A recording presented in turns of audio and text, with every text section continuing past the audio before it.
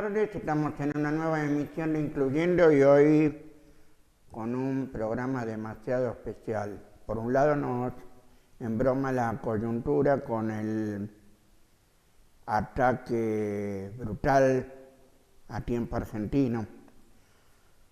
Y por otro lado, hoy también tenemos un invitado de lujo. Lujo y vulgaridad, dirían los redondos, ¿no? De ricota, como Vicente Tito Lema, escritor, dramaturgo, poeta, defensor de derechos humanos. ¿Qué más se puede decir? Historia viva, ¿no? Hincha de Racing. Hincha de Racing, ¿no? Para mí es importante. Casi nada, ¿no?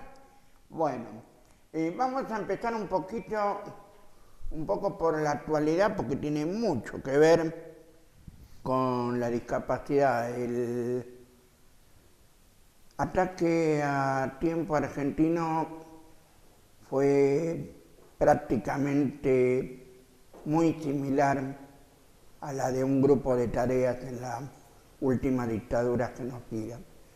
Vamos a ver el informe y después vamos a leer un poco una nota que escribió Alejandro Wall, delegado de Tiempo Argentino.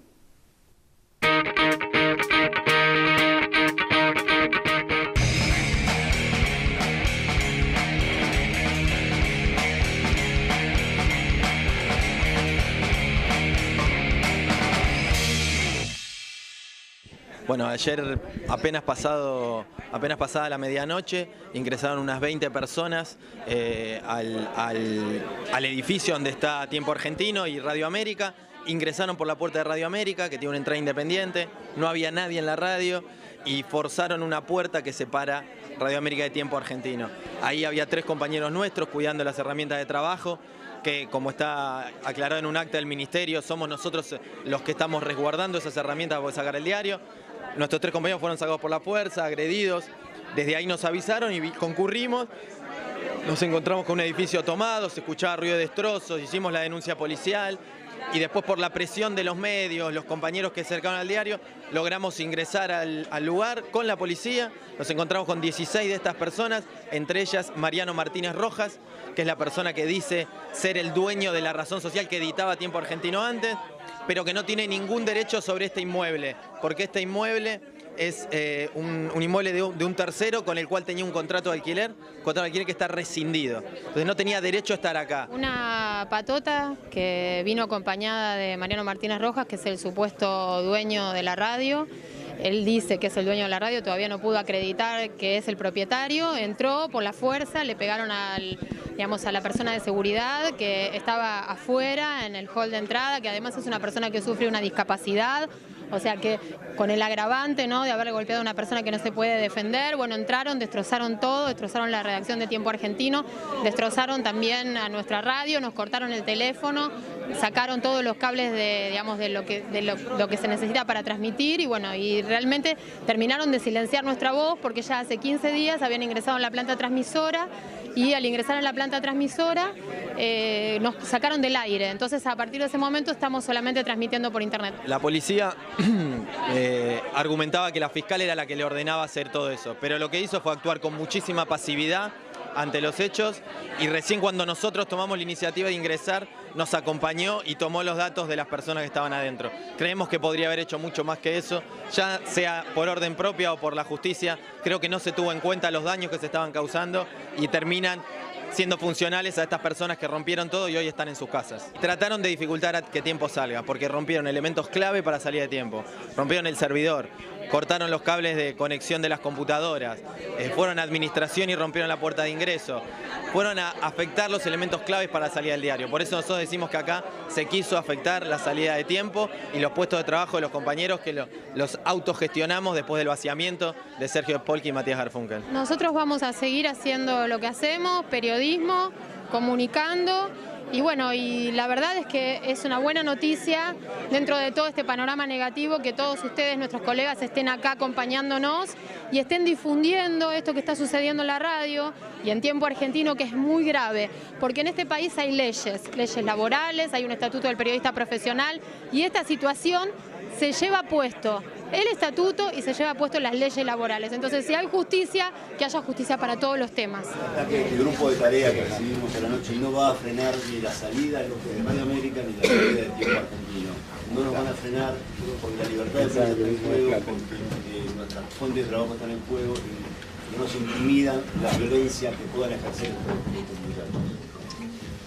¡Tiempo argentino! ¡De los trabajadores! ¡La que no le gusta! ¡Se jode! ¡Se jode! ¡Tiempo argentino! ¡De los trabajadores! ¡La que no le gusta! ¡Se jode! ¡Se jode!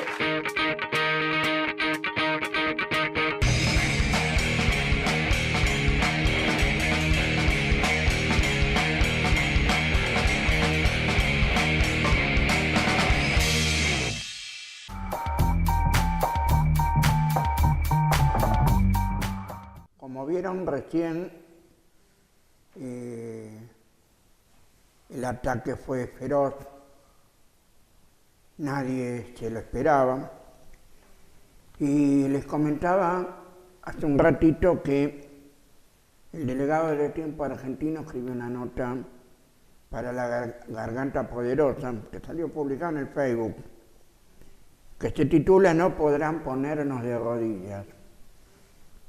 Y el primer párrafo es singular y tiene mucho que ver con la discapacidad. Y dice así: anoche, por la madrugada del lunes, poco antes de la una patota de matones sin identificaciones, encapuchados, encabezados por el empresario Mariano Martínez Rojas, entró por la fuerza a la redacción de Tiempo Argentino, violentando a los 3 compañeros que estaban adentro: el sereno Gabriel, su mamá, y Nahuel, que no puede caminar porque es discapacitado. A él, por ejemplo, lo despertaron dándole patadas en el piso. Inmediatamente 5 de nosotros llegamos hasta la redacción, pero no pudimos entrar, dado que los tipos se mantenían adentro, tapando todo, manipulando nuestras herramientas, rompiendo nuestras cosas y haciendo todas las barbaridades que constan en la denuncia. Pues tal como lo indica un acta labrada en febrero por el Ministerio de Trabajo, nosotros somos custodios de nuestro lugar, de nuestro empleo, de nuestra cooperativa por más tiempo. Más allá del hecho de la palabra discapacitado, que a mí me suena mal porque nos saca capacidad, ¿no? Que es algo que dentro del periodismo es muy común, ¿no? Lo aberrante es que entraron pegándole, pateando a una persona con discapacidad. Es algo que es inadmisible, inaudito. Y precisamente hoy un poco va a ser general hoy esta entrevista, porque pensamos en periodismo, discapacidad y también psicología social. Y nos llegaron algunos comentarios a raíz de la difusión del programa de hoy. Por ejemplo, una poeta, Nechi Dorado, porque cuando para sacar tu carnet de discapacidad es como si tuvieras que hacer un deporte extremo, porque te gastan en cada trámite haciéndote sentir una cosa y no lo que realmente sos, una persona. Por las calles sin rampas, por la insensibilidad colectiva, por las injusticias a que se somete, porque las pensiones dan vergüenza ajena, porque invisibilizar se convierte en un crimen de lesa humanidad, debe ser noticia, sobre todo cuando un Estado te abandona, y el abandono fue en todas las épocas. Es uno de los comentarios y me da pie para pensarlo, ¿no, Vicente? Porque vos escribiste en Clarín, escribiste en el diario La Opinión, si no me equivoco. Sí. ¿Por qué la discapacidad está tan oculta en el periodismo, o lo social está tan oculto en el periodismo, Vicente? Primero porque no se puede imaginar un periodismo, diríamos, comercial, más que profesional, porque a veces no es muy profesional en el sentido de bien hecho, digamos comercial entonces. Un periodismo comercial que por ende es un periodismo general por fuera de lo que son los mecanismos concretos de vida, de representación simbólica de una sociedad. Te diría entonces, para esta sociedad argentina, cada vez más ligada a un estado de matar al más débil, de comerse al que no puede escapar, pedirles a ese periodismo que tenga una conducta humanística es casi como decía mi abuelo, pedirle peras al olmo. No se puede entender algo tan profundamente espiritual, profundamente también filosófico, ético, estético, ideológico, por fuera de lo que es el funcionamiento, los valores concretos, las nociones del acto del bien y del mal, los vínculos amorosos que una sociedad expresa. Una sociedad como la Argentina de hoy no puede tener medios de comunicación en general que no sean lo que hoy son. Y lo que hoy son huelen a espanto por los cuatro costados. ¿Cómo pedirle amor a semejante medio de comunicación? Sí, la verdad es imposible, pero también ayuda a eso, por ejemplo, que en las currículas de todos los niveles educativos, lo hablo como docente de nivel medio, la cuestión de las temáticas de la discapacidad, por ejemplo, no aparecen. Yo me imagino que en una carrera de comunicación social, que son donde están los futuros periodistas, con la Facultad de Periodismo de La Plata, por ejemplo, debería existir una asignatura, por lo menos, mirada sobre cuestiones sociales o sobre discapacidad, ¿no? Mira, yo creo que sobre el tema que vos llamás discapacidad, puede haber varias lecturas, varias formas de arribo a esa temática. Una puede ser desde la ley, otra puede ser desde lo que podríamos llamar en general la ética, como dos formas.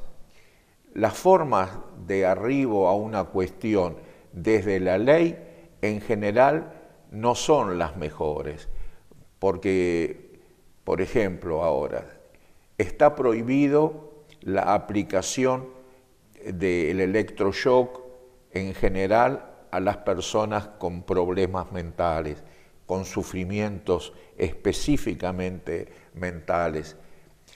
Y la pregunta es, ¿hacía falta una ley? Yo tuve una disputa hace poco tiempo que me invitaron a reflexionar los médicos residentes del Hospital Borda, del Hospital Psiquiátrico Dr. Borda, los médicos, los psicólogos, en general toda la gente que trabaja en ese hospital, y querían que yo hiciera una reflexión pública. También estuvo el director, no sé si estaba invitado o cuando supo que yo estaba, irrumpió. Aproveché la ocasión. Aprovechó y hemos discutido. Y lo que en un momento dado yo dije es que si había salido esta ley de salud mental y derechos humanos, yo, por un lado, siento que su aplicación puede, en cuestiones concretas y con limitaciones, mejorar la vida de quienes están recluidos en ese hospital.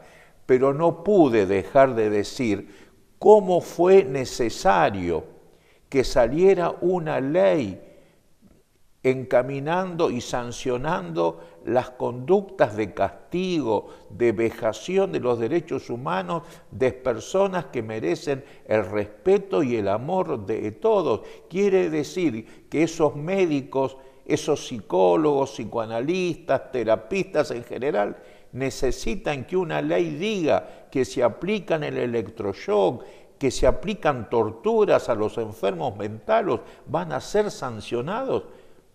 ¿Es necesario semejante vergüenza? Y bueno, se armó el escándalo, como era de imaginarse la discusión, pero que honestamente me cuesta entender que haya que a personas que tienen, digamos, esa formación universitaria, que vienen, digamos, desde un lugar donde las angustias, las duras angustias de la subsistencia en situaciones de marginación, de hambre, de pobreza, de dolor extremo desde el día en que nacieron, no se dan, lo que arma luego conductas más complejas de entender.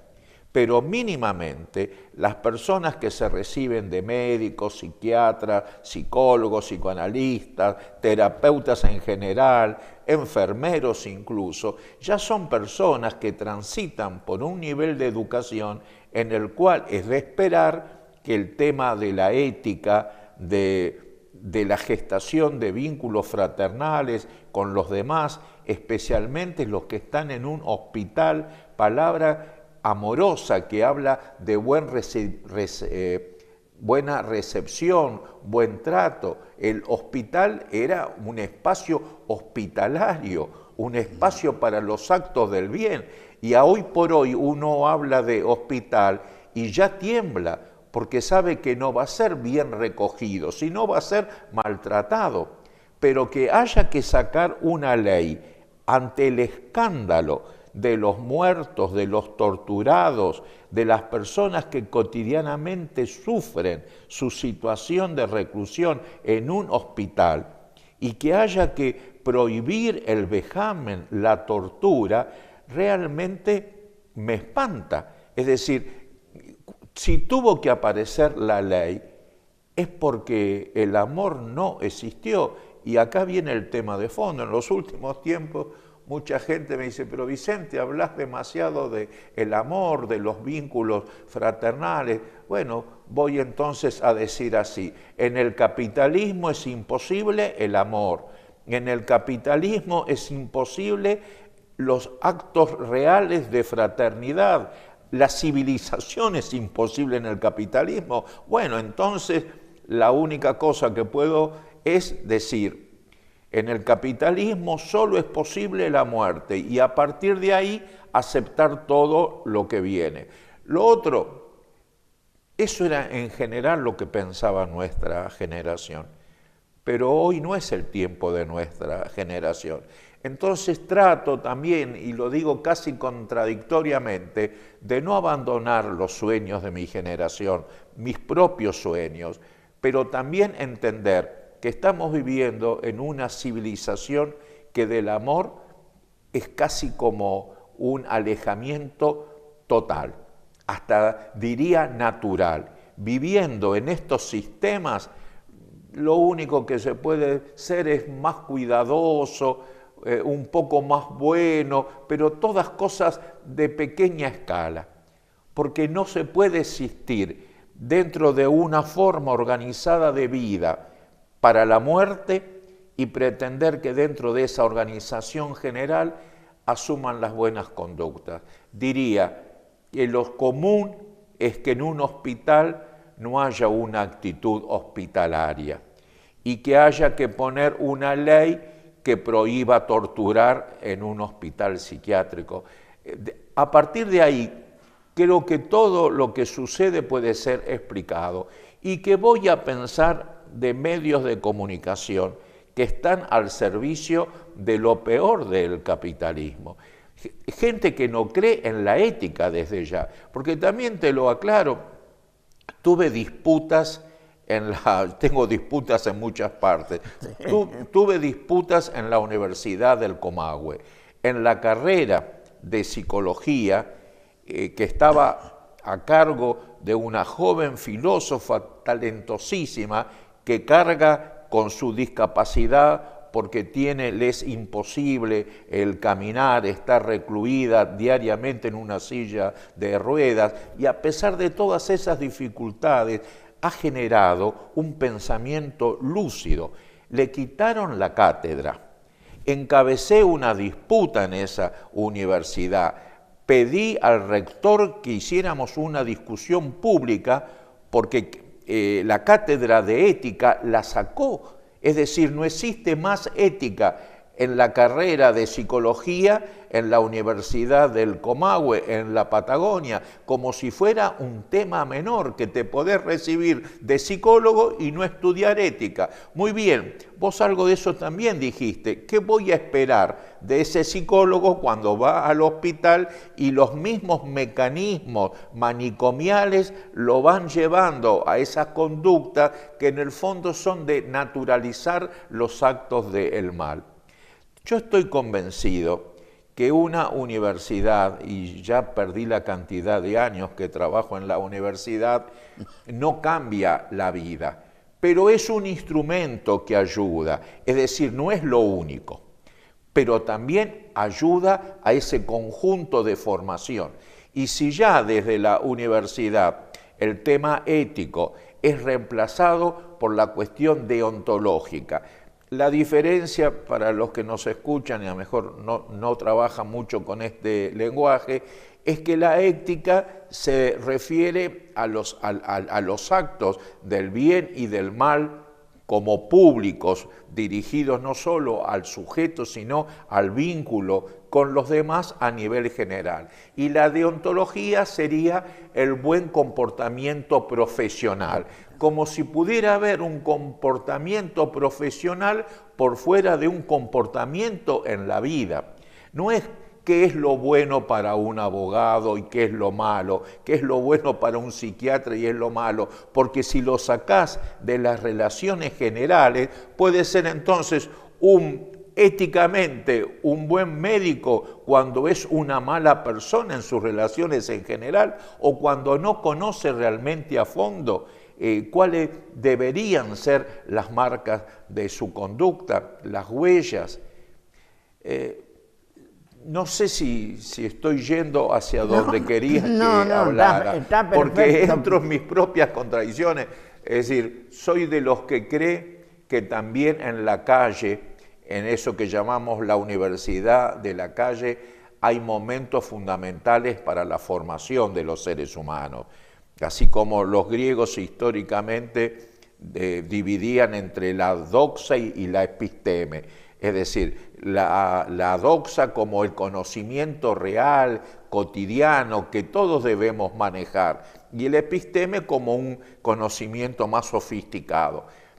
Para la conducta humana, ambas partes son importantes, pero aquellos que no tuvieron el privilegio de acceder a los niveles mayores de formación, uno les puede exigir una buena conducta cotidiana, pero aquel que tuvo el privilegio de formarse en los correspondientes epistemes, es decir, en la ciencia, tiene una obligación mayor porque tiene más armas para la conducta amorosa, porque es una conducta amorosa que tiene lo que el corazón le da y lo que el cerebro le presta. Parodiando al filósofo, hay que mantener el corazón caliente y la cabeza fría, pero no la cabeza fría para no sentir el dolor ajeno, sino para organizar conductas científicas, conductas sabias que contribuyan a que la sociedad no sea este infierno en el que todos terminamos hundidos. Sí, un infierno que justamente este 1.000.000 y monedas de personas con discapacidad sigue sufriendo en la Argentina, según el censo 2010. Así es. Y está justamente envuelta en una irrelevancia social y también estatal, ¿no? Es algo que vamos a ver ahora en el próximo bloque y también vamos a ver desde qué punto lo mira la psicología social. Ahora, ya volvemos.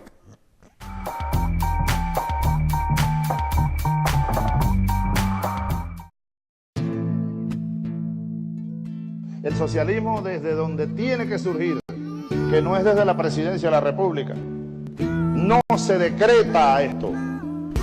Hay que crearlo desde las bases. Es una creación popular, es una creación de las masas, es una creación de la nación, es una creación heroica, decía Mariátegui. Es un parto histórico. Esta es la hora y el mejor momento, porque no estás sola, porque somos cientos. Barricada TV, la pantalla para un mundo nuevo. La rutina de la miseria y los...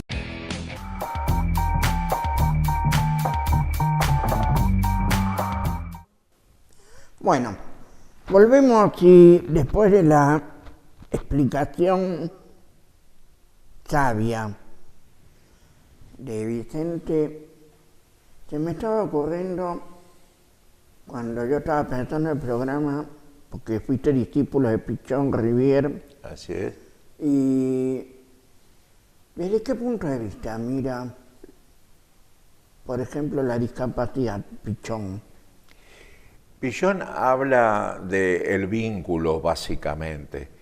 Es decir, y ahí en el establecimiento del vínculo no hay capaces e incapaces. Eso es lo positivo que tiene la psicología social. Tiene un carácter profundamente humanístico. Te podría decir que tener una conducta dolosa, es decir, conscientemente con el deseo, la voluntad de hacer el mal a otro a partir de la instrumentación de tu profesión, que se puede dar fácilmente, por ejemplo, en un abogado que usa su instrumentación, su capacitación para mandar a la calle a una persona que a lo mejor está pasando un momento económico terrible y usa el arma que le dio la universidad para causar daño, para mandar a remate las cosas que tiene. Es decir, cosas que se van a decir son la ley, pero que detrás de eso está el dolor social. La psicología social que construye Enrique Pichón Rivière y de la que tengo el orgullo de haber participado y hasta de haber contribuido a su desarrollo, no es cuestión de hacernos los niños que no tenemos nada que ver, porque hace más de 40 años que trabajo en la psicología social, que escribo, que doy clases. Si uno quiere hacer el mal, le cuesta. Está organizada desde el bien, desde la conducta amorosa. Todo su aprendizaje, todos los hechos concretos. Podés tener una conducta, digamos, culposa por hacerlo mal. El daño que puede causar la psicología social es de no hacer muy bien la tarea, pero esa acción ruin, atroz, dolosa porque tenés conciencia, que con muchas instrumentaciones científicas se puede hacer, desde la psicología social es casi imposible. Porque cuando vos tenés como instrumento básico el generar un vínculo amoroso con el otro, conocer quién es el otro a partir también de que el otro te conozca a vos y generar entre los dos un vínculo, ahí ya la diferencia, entre comillas, entre capacitado y discapacitado no existe, porque en ese vínculo se forma a partir de lo que vos podés dar y de lo que yo puedo dar, y entre lo que vos das y lo que yo doy aparece una tercera cosa, ese vínculo que tiene tanto tuyo como mío, y cada uno aporta a esa creación vincular desde lo específico que uno tiene. La sonrisa, la cita de un filósofo, cada uno aporta y lo que se genera es algo nuevo, y porque contiene lo mejor de cada uno de los integrantes de ese vínculo que ahora dio una tercera cosa. Es una cuestión dialéctica. En lugar de generar un dilema, ¿Quién mata al otro? ¿Quién come al otro? ¿Quién castiga al otro? ¿Quién estafa al otro? ¿Quién lastima al otro? Aquí es cómo generamos un vínculo donde lo mejor tuyo y lo mejor mío salga a flote. Creo que diría que si tenemos que hablar de discapacidad, que es una palabra que como tantas tiene detrás dolor, hablar de psicología social, diría, es una ciencia muy amigable con quienes sufren alguna forma de discapacidad, porque en definitiva todos somos discapacitados. Es decir, no veo que alguien sea capacitado en todo. No, por eso digo, hablar de discapacidad, bueno, podemos decir a partir de que todos somos discapacitados. Yo soy una persona discapacitada en muchas cosas, también en lo físico. Con mi operación al corazón he quedado discapacitado para un montón de tareas, para cosas físicas, no respiro como antes, me canso mucho, tengo la conciencia del dolor muy metida en mí como no estaba antes. Hasta si tuviera fuerzas, porque cuesta hacer mucho los trámites, legalmente me pueden dar la discapacitación. Lo he pensado, pero a veces digo, en nuestro país hay mucha gente que sufre discapacidades y sufre una situación económica terrible o una situación pública, digamos, de marginación. Se da en mí el privilegio de no sufrir esas situaciones. Pero a veces digo, ¿y si yo sacara también un carnet de discapacitado como una forma de decir, bueno, a mí que me nombran doctor honoris causa y todas esas cosas que me dan ahora porque estoy viejo de reconocimiento para mostrar la contradicción? Pero sinceramente tengo mucho respeto por quien sufre marginación, muchísimo respeto, y por eso no lo hago. No, seguro. Y justamente me hablaba recién de los marginados, ¿no?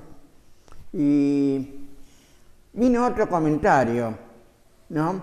Justamente en el Facebook, que vino de Entre Ríos, del Instituto que denunciando al Instituto de Obra Social de la provincia de Entre Ríos, que le dicen que le está debiendo la fecha 3 meses de lo que el directorio llama reintegro por pañales. Estamos hablando de una niña de Colón que tiene parálisis cerebral, tiene 22 años, ¿sí? Que está lejos de la factura de las compras mensuales por parte de los afiliados con discapacidad. Y agrega esta mamá, lejos también entonces del 100% que debería pagar, lejos de la convención y lejos de los derechos que como humanos tenemos los afiliados cautivos. Una vez más, el IOSPER viola los derechos de las personas con discapacidad. Esto lo mandó una compañera luchadora que también ha marchado conmigo durante muchos años en la Plaza de Mayo por el boleto gratuito en el año 2004, cuando todavía podía militar. Ahora me pasa algo más o menos parecido a lo tuyo, hay cosas que no puedo hacer. Y me queda esta reflexión, ¿no? Una forma de matar en la política. Yo siempre estaba pensando, sobre todo cuando vos cerraste el 30 aniversario de Ático, que dijiste que incito al delirio, incito a la subversión, y yo le agregaría incito a la rebelión. También dije, me declaro rebelde frente a este Estado e incito al delirio y la subversión, y me hago cargo de todo lo que dije, aunque algunos parece que se han asustado, pero bueno, en tu caso no, así que fantástico. Es más, yo le agrego incito a la rebelión encima. Muy bien, y podemos compartir el calabozo. No hay problema. Sí, pero ¿por qué? Porque la política económica y social también es un arma. Claro, es un arma para matar, ¿no? Para matar, como en estos días, hoy escuché por la radio, voy a ver si lo investigo más, lo comento ahora, pero tendré que profundizar el conocimiento, porque escuché hoy un médico de Córdoba que hizo una denuncia espantosa. En este último mes murieron 20 personas de frío en Córdoba, porque no pueden calefaccionarse, y hay 20 personas muertas, así literalmente, muertos de frío por no haber podido tener el dinero para calentar el cuerpo y el alma. 20 personas es algo monstruoso, porque es llegar al extremo del sufrimiento humano. Morir de frío es casi ya tocar los límites del ser humano convertido en un débil animal. Es decir, es un espanto. Quedé golpeado, te soy sincero, y voy a ver si me pongo en contacto con alguna gente amiga de Córdoba para tener más información. No es que descrea de lo que dijo este médico, que dio su nombre, su matrícula, pero es tan atroz lo que él denuncia que hasta cuesta creerlo. Quiero tener más información.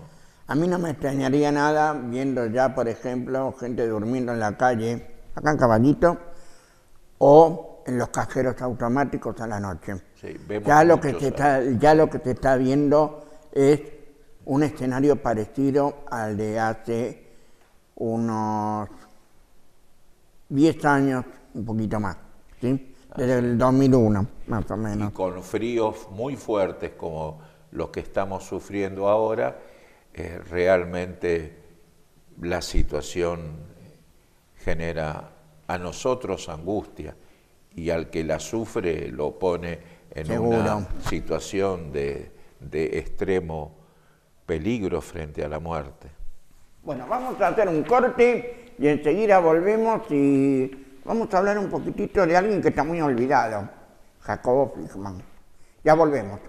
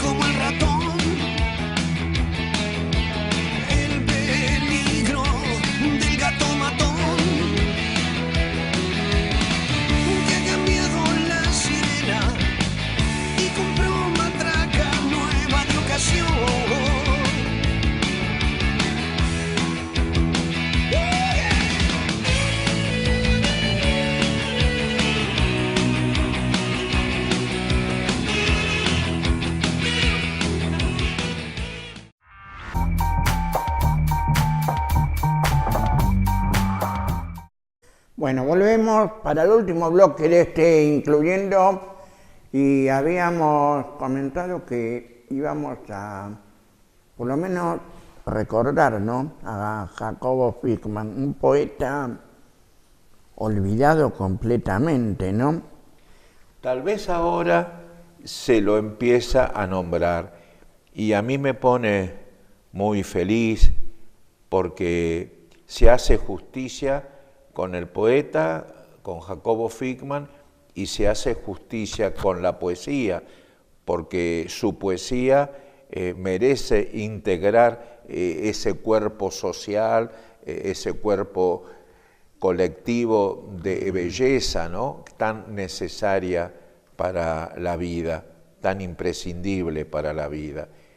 Y si tuviera que sintetizar, porque sé que el tiempo en la televisión no abunda, diría, me enteré de su existencia. Primero, porque leí su poesía. Segundo, porque leí El Adán Buenos Aires, esa gigantesca novela de Marechal, donde él era uno de los personajes centrales, el filósofo Tesler. Y trabajando yo de periodista, Marechal me comenta algo que hasta entonces no había comentado, que ese personaje central de su obra en realidad era un poeta, el poeta Jacobo Fickman. Y ahí entonces dos situaciones.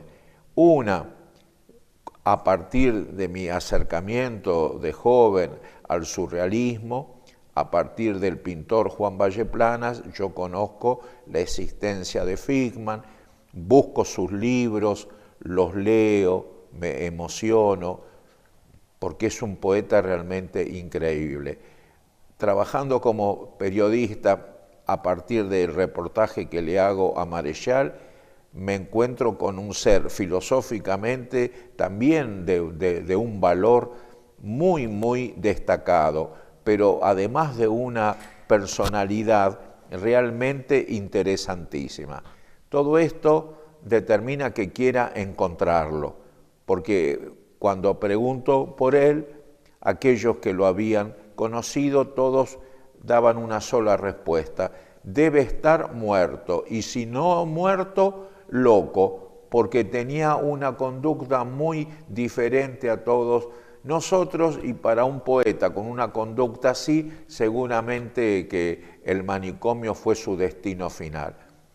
Sintetizando, empiezo a buscarlo, aprovechando que como periodista se me abrían puertas, hasta que finalmente, después de unos intentos de no encuentro, porque no figuraba con el nombre debido en los libros de admisión del Hospital Borda, finalmente caminando por el hospital y preguntando a uno y a otro, viene ese maravilloso momento en que puedo encontrar a este hombre que llevaba casi 30 años internado en ese hospital y que había escrito de joven y cuando estaba libre maravillosos poemas, y que en su internación, en su dolorosa reclusión, en su dolorosa soledad, había seguido escribiendo, haciendo poesía, pintando.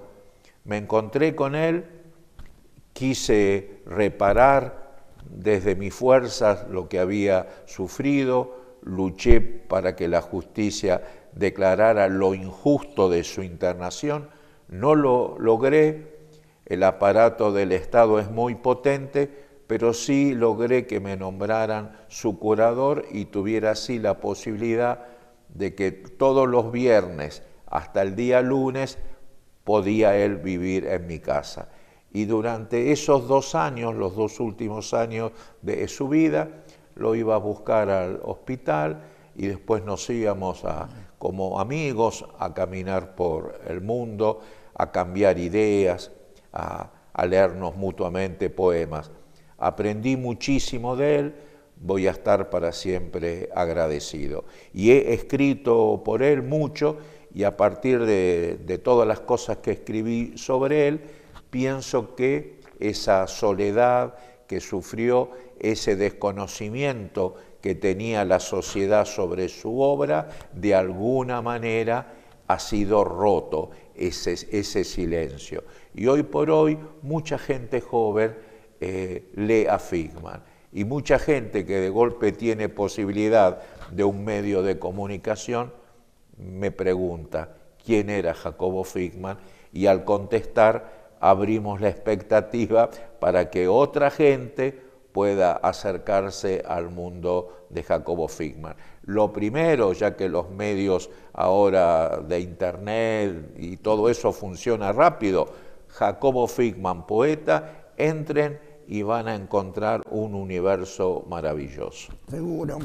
Y para cerrar, vamos a cerrar con un poema de Jacobo Fickman, El canto del cisne, es el primer libro que él sacó. Demencia, el camino más alto y más desierto, oficio de las máscaras absurdas, pero tan humanas.